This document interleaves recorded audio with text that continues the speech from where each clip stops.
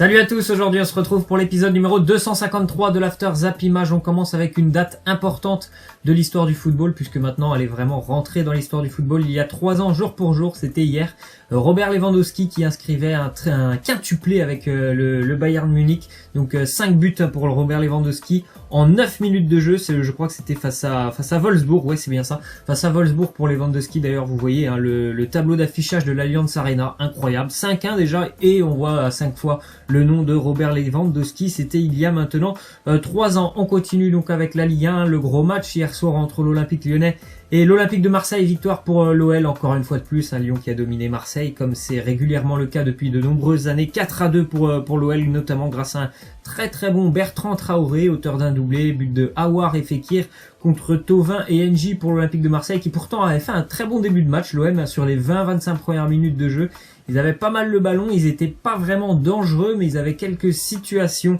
sur le but lyonnais. Et puis après, on a vu par rapport notamment des erreurs défensives et des erreurs de placement, des lignes qui ne sont pas assez serrées du côté de l'OM, et Lyon en a bien profité. Notamment on a vu je pense Luis Gustavo et Kevin Strootman qui n'étaient pas vraiment dans leur match hier. Ça s'est ressenti. L'OL s'impose 4-2 assez facilement, parce que bon, après les 20-25 premières minutes marseillaises, les Lyonnais ont quand même pris la main sur ce match. On a une déclaration de Bruno Genesio, c'était dans le vestiaire à Manchester. Il a dit à ses joueurs après la victoire de buts à 1: quand on voit ce que vous êtes capable d'accomplir, vous êtes des enfoirés. Votre prestation aujourd'hui à Manchester rend encore moins acceptable celle de Caen la semaine dernière, bien évidemment. Quand tu les vois faire ce match face à Manchester City, et même ce match hier face à l'Olympique de Marseille, même s'il était moins abouti, bien évidemment, tu peux te demander quand même comment ils sont capables de passer à côté d'un match comme à Caen il y a une semaine. Voilà, il y a souvent des sautes d'attention du côté de Lyon. Je sais pas s'ils ont la même implication lorsqu'ils jouent contre Caen par exemple que contre Marseille. Donc ils sont vraiment en manque de régularité, hein, ces Lyonnais, notamment face aux équipes réputées plus faibles. Ensuite on voit une petite déclaration de Jean-Michel Aulas sur un tract qui circulait dans le virage nord de l'Olympique Lyonnais hier, dans le virage des Bad Guns. Le tract est ridicule et odieux. Nous avons 1% des supporters qui se distinguent par des gestes ridicules. Nous allons peut-être porter plainte. L'image du club est dégradée à cause de certains supporters, c'est inadmissible. Vous voyez une petite, voilà, vous voyez le tract en dessous. Je vous l'ai proposé en un peu plus grand. Vous pouvez lire, hein, vous pouvez faire un petit arrêt sur image. C'est complètement débile, honteux de voir, d'entendre ce genre de choses de la part des supporters lyonnais. C'est pas la première fois. Vous pouvez voir hein, les insultes nombreuses concernant l'Olympique de Marseille, la ville de Marseille, les gens, on va dire, qui viennent du sud. C'est vraiment honteux, encore une fois, de voir ça dans la tribune lyonnaise. Ensuite, on voit une petite statistique sur Dimitri Payet, qui a encore une nouvelle fois hier été impliqué sur un but marseillais, sur le but de Thauvin. Il était impliqué sur 14 buts lors des 14 derniers matchs en Ligue 1, 5 buts et 9 passes décisives. L'Olympique de Marseille a vraiment une pépite qui s'est retrouvée, qui a retrouvé un très bon niveau, la personne de Dimitri Payet. Sa qualité de passe, elle est vraiment phénoménale. Ensuite, on a une déclaration du côté de l'OGC Nice de Dante sur Mario Balotelli. Il nous dit c'est à lui de prendre ses responsabilités devant. Après, s'il est moins bien physiquement, on le sait. C'est à lui de travailler pour s'améliorer à un moment donné. C'est à lui de prendre les choses en charge.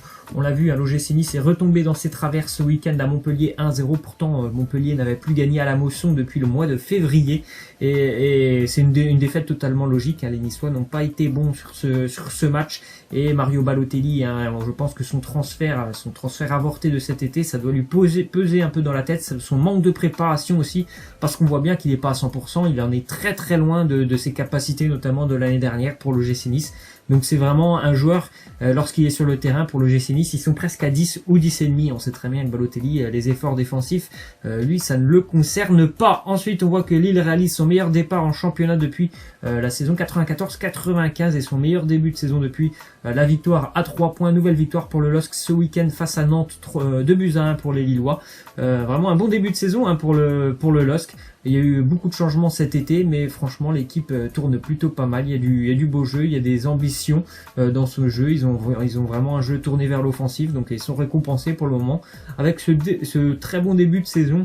Les Lillois. Ensuite, on a une déclaration de Max Allegri, l'entraîneur de la Juve. Il nous dit Ronaldo est avec Messi le meilleur joueur du monde. Il apporte un plus à notre équipe. Tout le monde attend toujours beaucoup de lui, mais a-t-il encore quelque chose à prouver? Je ne pense pas, moi non plus. Je suis pas sûr que Ronaldo a encore quelque chose à prouver à qui que ce soit. Hier, encore une fois, la Juve était mal engagée à Frosinone. La Juve s'impose 2-0. Ils étaient à 0-0 jusqu'à la 81e minute de jeu. Qui sait qui a délivré à la Juventus? C'est bien évidemment Cristiano Ronaldo. Et puis sur le deuxième but, c'est lui aussi qui récupère le ballon, qui transmet sur le côté à Dybala. Ce sera Bernardeschi qui va marquer le deuxième but de la Juve, mais voilà, il est très bien lancé maintenant, je pense, avec la Juventus Turin, Cristiano Ronaldo, et hier il a vraiment été le sauveur, parce que la Juve était vraiment pas très bien du côté de Frosinone.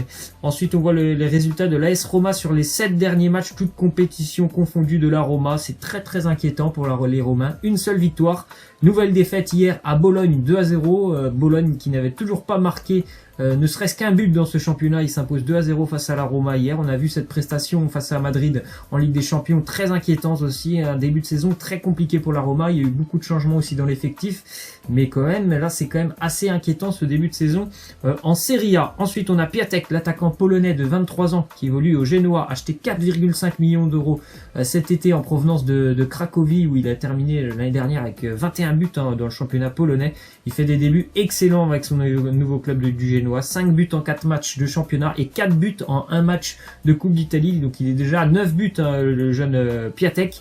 Et puis hier il a marqué, mais bon, le Genoa a été sèchement battu par la Lazio 4-1. Ensuite résultat de l'AC Milan qui encore une fois a perdu des points. 2 buts partout face à l'Atalanta Bergame. Égalisation de l'Atalanta à la 91e minute dans un match assez ouvert et assez intense où le match nul est totalement logique. Le Milan qui n'arrive pas à bien lancer sa saison. C'est dommage pour les Milanais. Bon, voilà, c'est une belle équipe aussi, l'Atalanta, mais encore des points perdus pour les Milanais qui sont 12e au classement. Ensuite, on a une petite déclaration de Theo Walcott. Il nous dit: je ne vais pas mentir, j'avais perdu l'amour du football pendant un petit moment. Je voulais juste retrouver l'enthousiasme du football. Je ne pensais plus cela possible à Arsenal. Tant mieux, il est du côté d'Everton. Il se sent bien, il a du temps de jeu. Il fait des bons matchs quand même du côté d'Everton. Il est arrivé depuis maintenant le mois de janvier ou février et il se sent bien. Hier il a joué face à son ancienne équipe d'Arsenal. Bon, Everton a été battu 2-0, mais tant mieux pour lui parce que bon, c'était des moments quand même assez compliqués, notamment ces dernières années du côté d'Arsenal. Ensuite enfin une nouvelle victoire pour Tottenham à Brighton ce week-end, 2-1 pour les Spurs grâce à des buts de Harry Kane et Eric Lamela. Belle victoire pour Tottenham qui a dominé largement Brighton sur la première mi-temps. C'était assez impressionnant. La deuxième mi-temps était un peu plus compliquée, mais victoire pour Tottenham après 3 défaites consécutives qui n'étaient que ceux qui n'étaient plus arrivés aux Spurs depuis 3 ans. D'ailleurs, en marquant son 143e but en faveur des Spurs cet après-midi, Harry Kane a rejoint Jermaine Defoe au classement des meilleurs buteurs de l'histoire de Tottenham qui pointent ensemble ex-aequo à la 5e place. Je pense qu'il pourra encore certainement monter au classement des meilleurs buteurs de l'histoire de Tottenham. Ensuite, on a le résultat de Manchester United qui a été tenu en échec 1 partout par Wolverhampton ce week-end grâce à un but de Fred pour Man U, notamment sur une passe décisive de Paul Pogba. Joao Moutinho, l'ancien monégasque, qui égalise pour les Wolves, qui font eux aussi un bon début de saison. Ils ont rappelé comme qu'ils sont promus, les Wolves. Et c'est vrai que bon, voilà, après 3 matchs plutôt intéressants de Manchester United, ils sont retombés un petit peu dans leur travers. Manque d'ambition dans le jeu, mais manque de créativité. Ils ont manqué on va dire d'occasion. Il n'y a pas eu grand chose dans ce match de la part de Manchester face à Wolverhampton. Petite statistique maintenant, 831 minutes, c'est le temps de jeu depuis lequel Alexis Sanchez n'a pas marqué en première ligue, soit 13h51 minutes de jeu. Il a joué ce week-end face aux Wolves. Il n'a pas marqué. Son départ vers Manchester United, un mauvais choix. C'est vrai que depuis qu'il est arrivé en provenance d'Arsenal, c'est très compliqué son adaptation avec Man U pour le Chilien Alexis Sanchez. Ensuite, on a une déclaration de Florentino Pérez, le président du Real. Il nous dit: Zidane, il est entré dans l'histoire comme l'un des plus grands coachs avec 9 titres, quelque chose que personne n'avait fait. C'est un de nos mythes. Il sait que cette maison sera toujours la sienne, comme Ronaldo, bien évidemment. C'est un mythe et une légende du football, Zidane, que ce soit en tant que joueur ou en tant qu'entraîneur. Et on voit que le Real Madrid bien évidemment. Il ne serait pas contre un éventuel retour de Zidane si jamais un jour il a envie de reprendre le Real. Je pense que la porte lui sera toujours ouverte. Ensuite, on a une déclaration de Roulen Lopetegui. Il nous dit Courtois, il a les capacités pour relancer le jeu de l'arrière et je suis sûr qu'il va encore s'améliorer dans ce domaine. Je ne vais pas me tracasser avec des problèmes qui n'existent pas.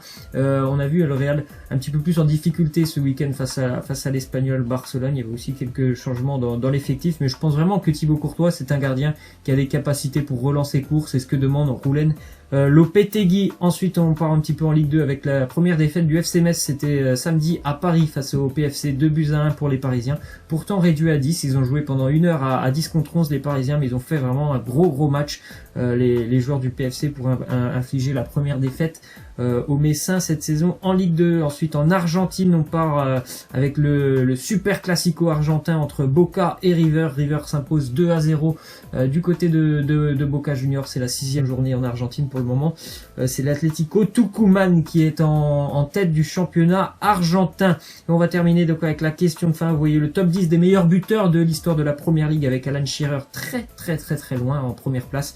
Vous voyez Sergio Agüero qui est rentré maintenant au poste au classement de numéro 10. Où est-ce qu'il va pouvoir s'arrêter, Sergio Agüero? Laissez-moi en commentaire. Moi déjà, je pense qu'avant la fin de l'année, pourquoi pas rejoindre par exemple Fowler en 6e place. Thierry Henry, ce sera compliqué. On voit quand même dans ce classement Frank Lampard, hein, on rappelle Frank Lampard, c'est un milieu de terrain, mais quand même 177 buts. Voilà, laissez-moi en commentaire ce que vous en pensez. Moi je vous laisse et je vous dis à demain. Ciao.